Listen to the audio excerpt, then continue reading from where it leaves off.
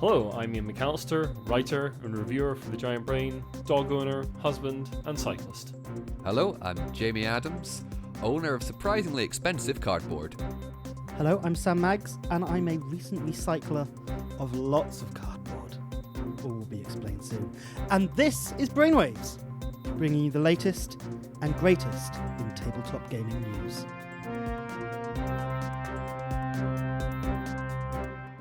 And these are the headlines for week beginning the 13th of May 2018. Spacegoat Games comes cap in hand to backers for more money. Award season begins. Mensa Awards and Dice Tower Award nominations have been revealed. And is Asmodee to be sold?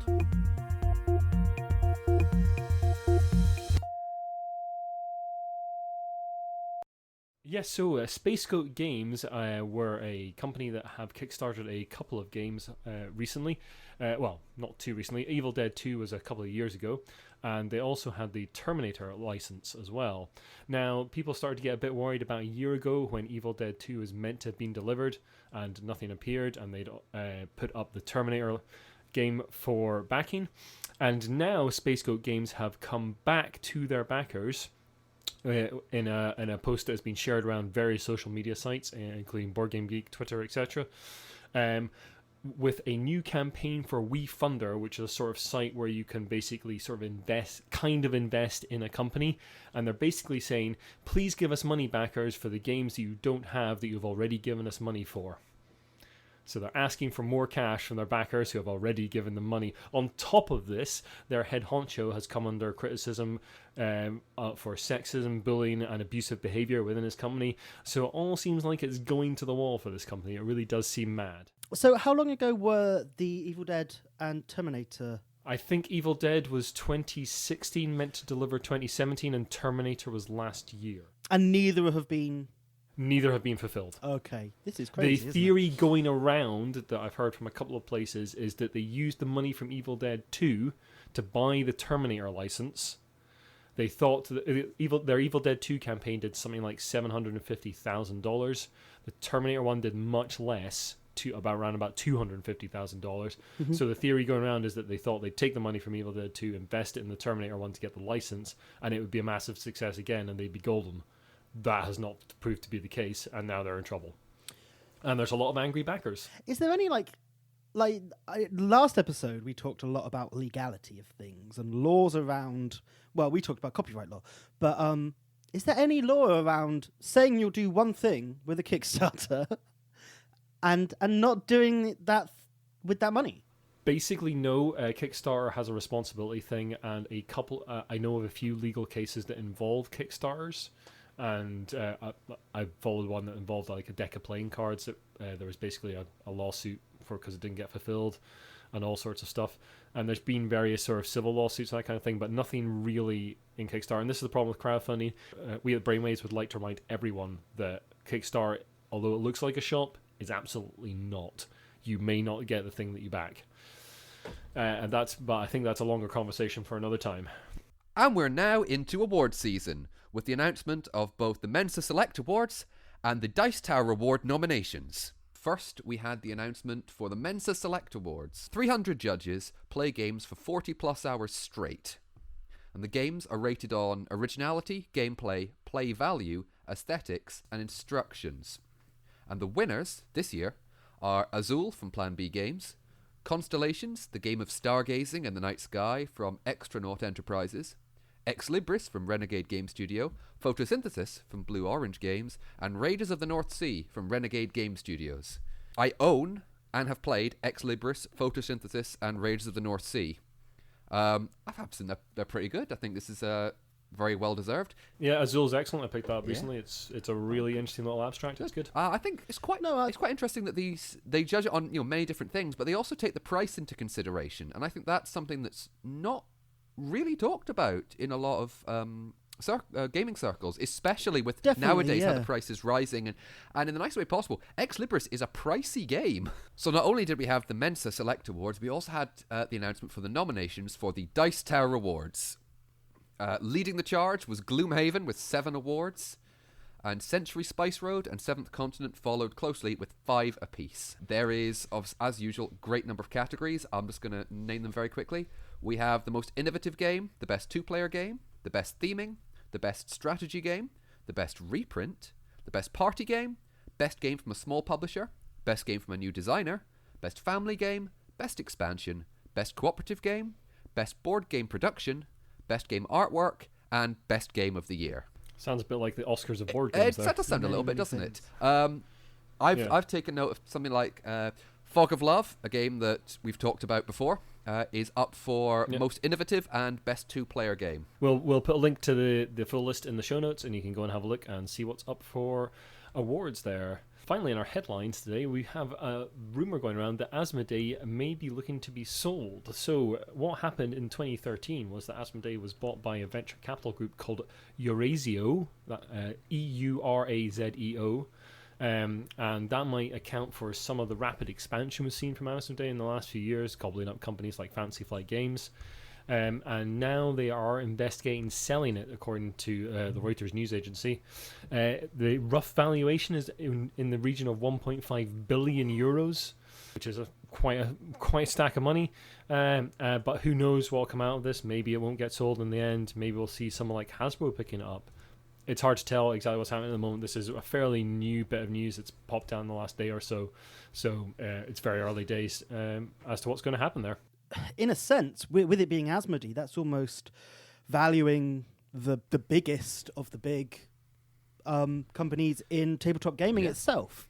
You know, definitely in that figure aren't companies like Games Workshop, but you know, you've got Fantasy Flight in there, you've got Z-Man Games in there, you've got, am I right in saying Days of Wonders in there as well?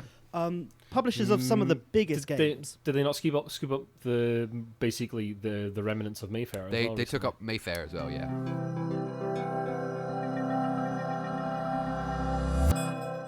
And in more news this week, one of the biggest pieces of news that came out of last week anyway, I think it was on the 1st of May, is the announcement of X-Wing 2nd Edition from Fantasy Flight.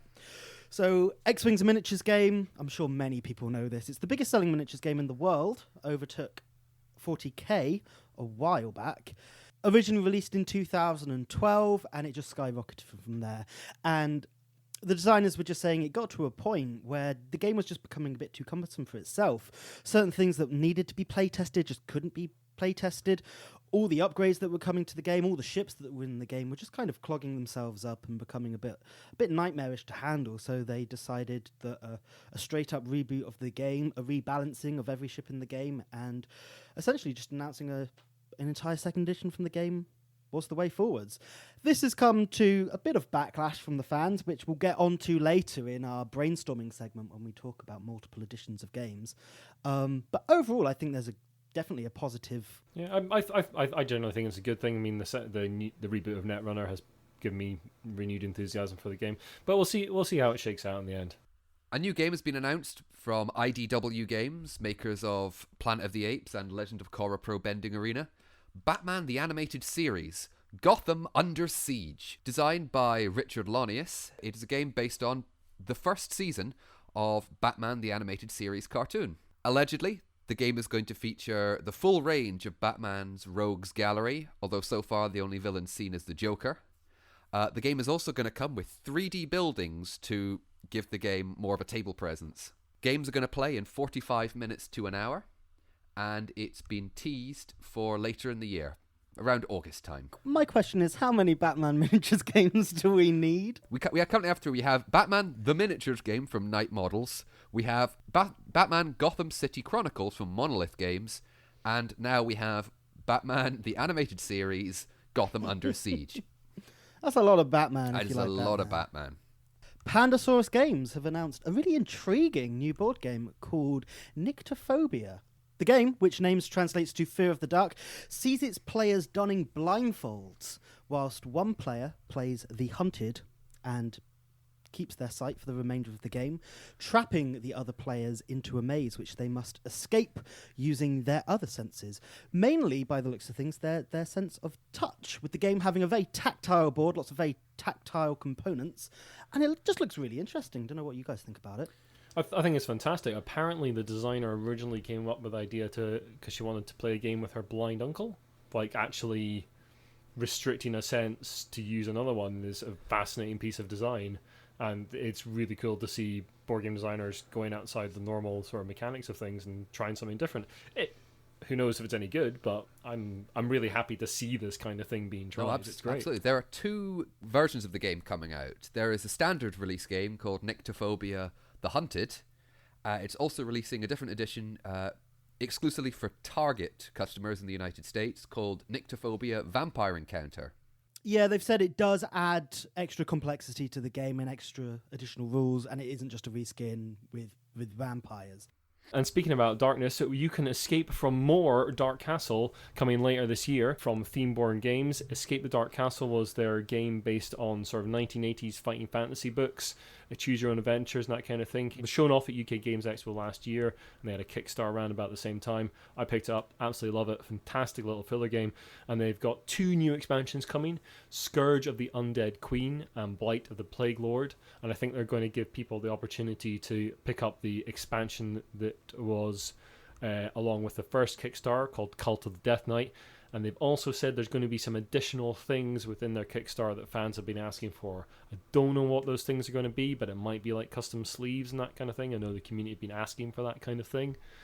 So we'll see what comes with that. I'm hoping to speak to Themeborn at UK Games Expo when I'm down. And yeah, we'll see what they're coming up with. I know they've got a couple other games under their belt. So yeah, they're an interesting new company. They're doing some great things, and they've run a very successful campaign so far. So hopefully the second one will be just as good. And finally, wrapping up the news this week, we've got some RPG news. First off comes from the H.P. Lovecraft Historical Society and their Dark Adventure Radio Theatre line. So they're turning the Call of Cthulhu campaign, Masks of Nyarlathotep, hope I pronounced that correctly, into a radio drama. So this is their 20th production in the Dark Adventure Radio Theatre line. They say it's going to have a 6-hour runtime, full cast, full production, full orchestral score.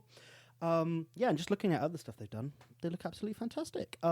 Being released online and on CD. They said it's going to start recording soon, so just keep an eye out on their website. That's the H.P. Lovecraft Historical Society for a bit more on that. I think one of the reasons they're going to be doing it is that Chaosium are releasing a new version of Masks later this year, a big new edition of it, so that'll be one of the reasons they're coming back to it now. And in a bit more RPG news, Fantasy Flight Games have announced that they're to release a starter set for Legend of the Five Rings, the role-playing game, later this year. This uses their role-playing canvas, essentially, the Genesis system, that we've seen now in a few games. I believe it might not have started with this, but it was used throughout their line of Star Wars role-playing games, and then they announced it as the Genesis system, where you make any setting into this system.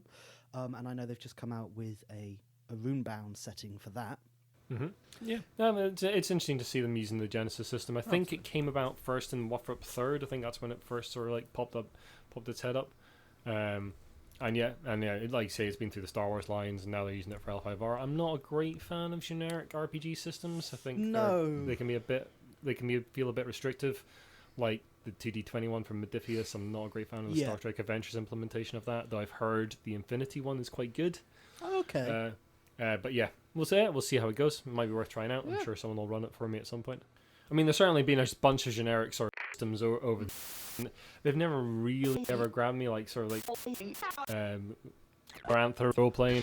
GURPS, commonly known as spreadsheets the games. Sorry guys, we're having some technical difficulties in the studio.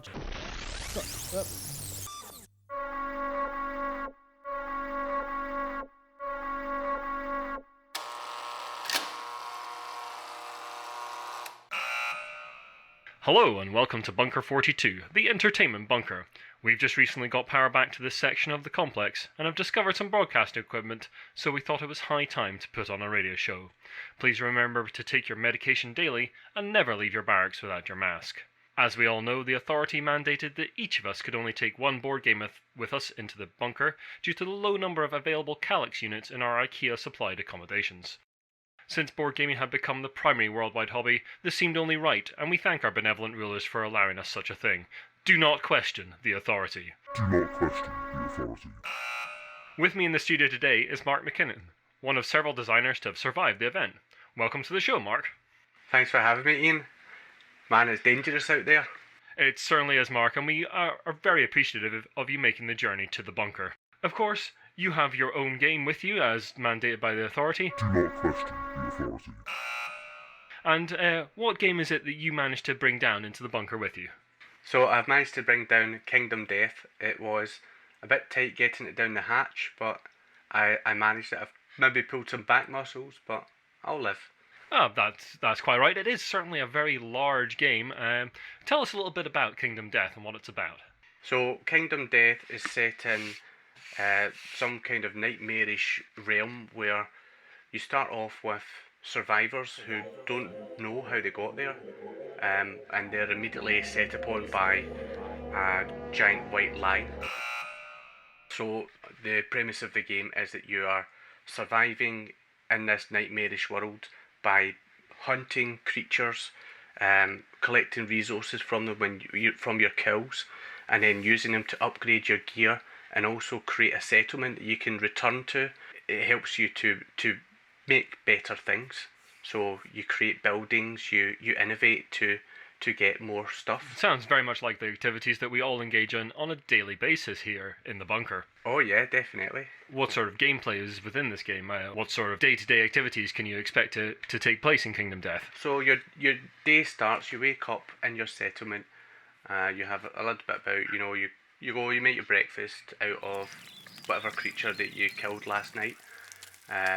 You then maybe go down to the local shop, craft some leather gear, maybe a bone dagger, and then you all sit round the lantern horde and you decide who we're going to eat next, and then you think, right, do you know what, I think we'll hunt the white lion again today. So you decide on your party, you gear up, and then you go on the hunt for them. So what happens is you leave your settlement, which then takes you on to a journey on to the hunt itself, which is filled with all manner of nasty things. I don't think I've actually seen a good one yet. As you track down the quarry, so you eventually do catch up to the white lion, in which case it then turns into the showdown, and then it turns into a nice big battle royale for survival. Who comes out top, whether it's the lion or whether it's your survivors, and it really can go either way for quite a lot of these creatures. Of course, back when we were still using money, this game was quite expensive and very exclusive. Do you think it was a worthwhile purchase for you back in the day? It definitely was, yeah. It contains a lot of content and it'll see me through many a wasteland night. But the good thing about this game is that it can also double up as protection. So I can use its heft as a weapon to fight off all manner of creatures and raiders out there that might want to try and interrupt our nice little existence that we have going on here. Yes, an excellent suggestion. Of course, board games are an excellent tool to be used to beat up any kind of raiders that may come into the bunker, and we are, of course, all wanting to make sure that no one comes into the bunker at any time. Do not open the doors, no matter what. Do not open the doors. Well, thank you very much for coming on to the show, Mark, and we hope to see you again if you survive the night. Thank you. I hope so too.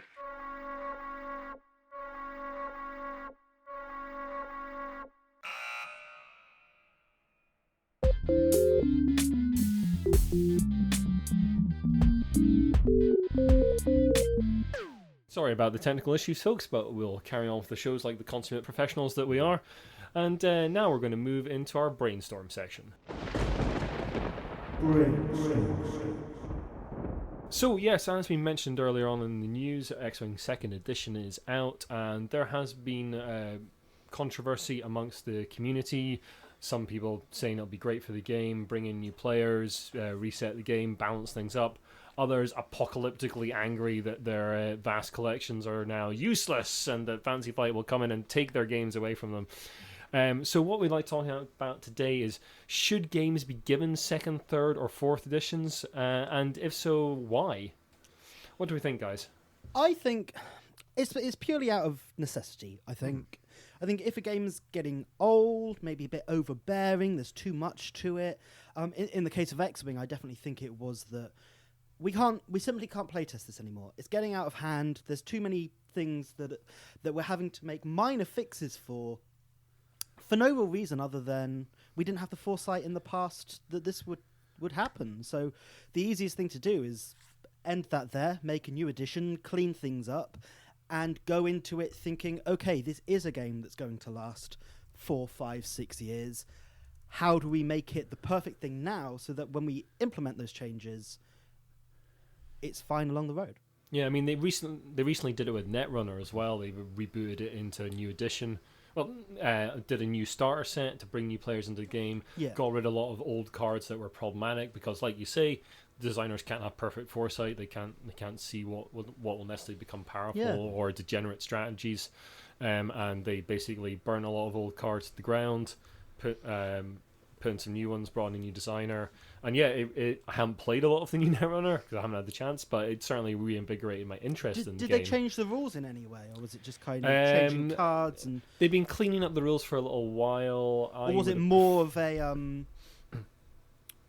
rotation kind of? It was more rotation, and so something like Magic the Gathering does this all the time, and players don't blink an eyelid. And I think it's because it's not sold as a new edition. Yeah. With Magic the Gathering, it's if you want to play competitively, you play with the last 2 years' worth of cards. Yeah. And players accept that. But it's not saying, they don't say you have to buy all these new things. I think players just know that is the way their game works, and they accept that. It's also because they've never officially announced any edition changes. It is just simply they're releasing new waves and new sets of cards, so you've got to keep up to be able to compete competitively. And I mean, it is predominantly miniatures games and role-playing games that get new editions. Especially, I haven't played X-Wing. I've only played Star Trek Attack Wing.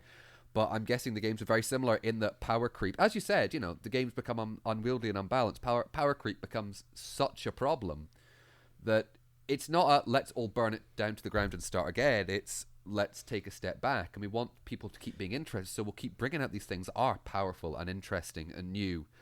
And it just kind of seems to invalidate a lot of the newer, the older products. Looking at the changes they've implemented in second edition, it's very much saying because power creep was such a big thing and people were playing with the past 2-3 waves of ships, and those older original ships were being left in the dirt, really, they were having to come out with upgrade cards and little fixes for ships, or change the upgrade bars of ships, or change, in some extreme cases, completely change the text on a card so it's actually viable to play again, because no one's playing with the ship that is the name of the game. Yeah, well, and also the most important thing about second edition X-Wing is there's going to be an X-Wing with little S-foils that you can make open and close. So they'll be eminently breakable. Absolutely. But it's a matter of resetting the game, and it also brings new blood into the hobby, and it's something that these kind of competitive games need. If the community is just like we talked about the reboot of Vitesse in the last episode of Vampire: The Eternal Struggle card game, and I've seen a little bit more about that now, and it is older players just producing cards for those players. And there's no attempt to reboot the game, no attempt to bring in new blood. I saw a conversation which is basically you need some of the base cards, which are basically unobtainable now, to play with these cards. So, what's the point? The players of the game that still have cards want some new stuff. That's fine, but you're not bringing new blood in. You're not revitalizing the game. There's no. I think a prime example of that revitalizing a game would be something like the Game of Thrones LCG second edition, where Fantasy Flight had that license long before Game of Thrones was what it is. Before the series even started, they had it, 10, 12 years ago, they had that license. And the LCG had got to a point where people who loved the show want to get into that game. But there's so much of it, and what do you buy? So the easiest thing for them to say was, we're starting from scratch. If you want to play Game of Thrones LCG, this is where you buy into it. This is how you buy into it. And that's actually the second reboot of that game as well. It was a CGG originally. Yeah, no, absolutely, yeah. It's just proof that you, like you were saying for the Eternal Struggle, you can't keep a game propped up entirely on its existing fan base, because you always need invigoration, because the most expensive stuff invariably is going to be the starter set. And who's the best people to get the starter set? New people. Yeah, the reality of that kind of game is that there will always be players leaving for a variety of reasons. They've got bored, they don't have time, their Yep. priorities change, all sorts of stuff. You need to constantly bring in new people, and it's one of the things that you see that has been interesting to watch in the new edition of D&D is that they have made a mass effort to really bring people into the hobby with like Twitch streaming to encourage people that kind of side of stuff, the more social aspect of like watching people play D&D online and that kind of thing, and that's been massive success. And one of the things I noticed recently, because I've started D&D 5th campaign, and there is actually very little out for it, so if you want to buy everything, you can within reason. There's not a huge number of splat books like there have been for previous editions. You can actually, and there's a lot for free, like the player's starting guide is like 120 pages, gives you character creation and the rules. Like it's massive. Like the free stuff you can get is massive. And Completely. so, and that's a new edition of that game. And RPGs are used to that kind of churn, but there's always been edition wars because there always will be. Of course. Look at companies like Games Workshop and their reboot of Fantasy, which is, was essentially a new edition of Fantasy, if you don't want to call it that, with Age of Sigmar. And breaking news. 2 days after recording this podcast, on Saturday the 12th of May at Warhammer Fest, Games Workshop has announced a new edition of Age of Sigmar along with other classic games, including Adeptus Titanicus. Coincidence? Yes. Back to the show, if you don't want to call it that, with Age of Sigmar, and the completely different way they approached selling that game and saying, if you want to buy into it, your rules are free online, all your point costs, everything, you can just find. It's there for you. You don't have to buy into all these kind of things to actually get into this game. And I think there's a lot of new editions coming out that are maybe, like you said with Dungeons and Dragons, and having that almost free to play essentially to begin with, just signs of technology changing and the age we're living in, and how do you get people into games. And it is, Twitch streaming, giving, putting so much online community out there and community support online, and actually having conversations with your customer base. And by all accounts, especially the D&D thing, it's succeeded massively. Millions of people have got into it, and it's been doing lots of things. I think they made a good choice by going very light/vague on any particular setting. Of course, the main one is always going to be the Forgotten Realms, but as I said, there's not many splat books. Apart from the Sword Coast Adventurer's Guide, which is sort of a splat book and sort of a realm setting guide, there's really been not very much. So you can just go, do whatever you want. Here in the back of the book, in the back of the player's handbook, is the gods of various settings that are established. But feel free, go ahead. Yeah, it's very telling that there's not been like here's Eberron, here's Ravenloft, here's Dark Sun. There's none of that, and whether there will be or not is matter for debate. But bringing it back to sort of editions, companies are always going to want to reboot games of licenses they own, because in the end they're in it to make money. Of course. Yeah, they're producing games, but they need to constantly revive games and constantly bring people in. So new editions are good, and it also means, it's something we haven't talked about yet, is that old games are basically unobtainable. We will see new editions of those board games, just regular board games that people want to get their hands on. And we're seeing a few things like Restoration Games are bringing back games, but companies do it all the time. They pick up the rights to old board games and release them, and no one blinks an eyelid at that. Okay, the occasional person that thinks they have a rare gem in their collection might be a bit annoyed, but there's not the level of vitriol you get from the part of the player base in competitive games. Yeah, I mean, I'm just going to say, I think we've been talking a lot about miniatures games, we've been talking a lot about role-playing games. I think it's quite interesting that we haven't been talking a lot about board games, but as you said, they do it a lot. It said it's not editions, it's reprinting. And that's, it's almost like a slightly different system. And if a game is being reprinted, it's usually, or a new edition, it's one of two reasons, or three reasons actually. Either one, it's done really well, X down the line and needs to be brought back.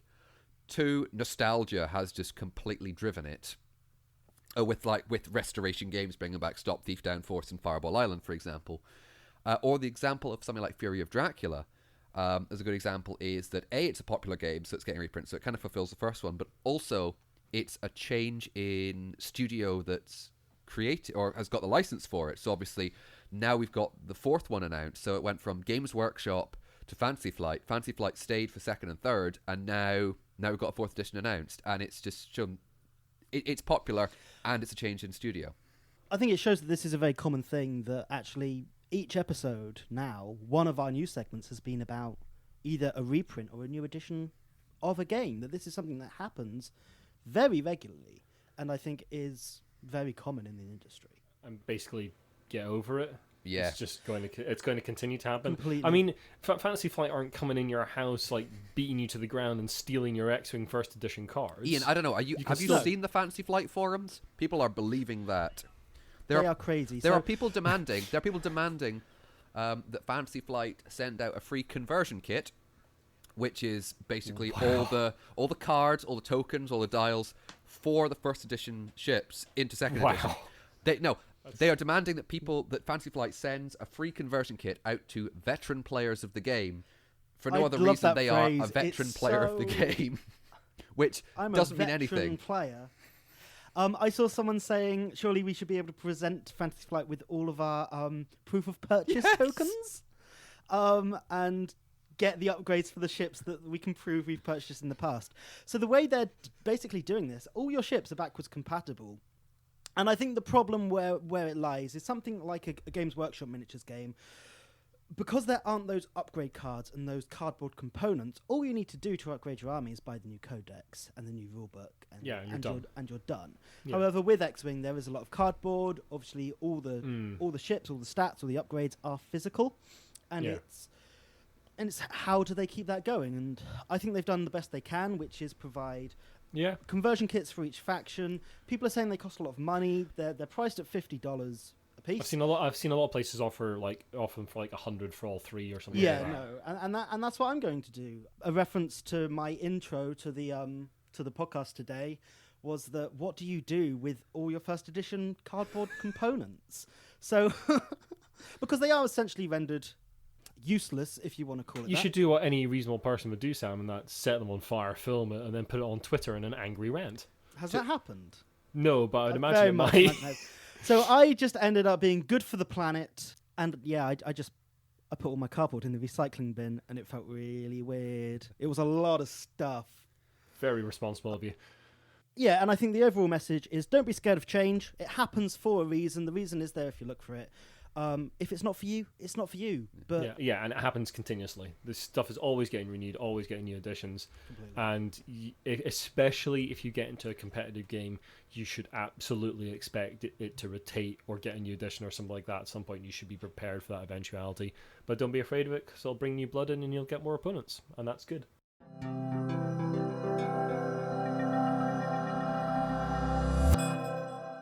And finally on the news today, My Little Scythe has become a reality. This started out as a sort of hack of Scythe done by a father and daughter team. They posted about on Twitter and various other places. It garnered a huge amount of sort of praise for the ingenuity of a father making a game with his daughter that they could play together. And now Stonemaier Games have actually picked it up and are going to be releasing it in an actual edition. It looks like a gorgeous little game. With like woodland friends, sort of like bounding about a land, making friendships and all sorts of things. Lots of cool little miniatures. There's an excellent little YouTube video that we'll put up in the show notes. Go and give it a check out, and maybe back it if you've got kids and want to play that kind of thing. It truly looks fantastic. It looks gorgeous, and I love that a father and daughter went, we love this game, but it's the artwork's not for us. All the other stuff, the war is not great, so we'll make a My Little Pony version because that's what it originally started as. And then Jimmy Stegmaier and Stonemaier Games went, "Oh yeah, this is brilliant. Here we go. More of this community engagement. Give the people what they want." Apart from a free conversion kit because we're a veteran gamer.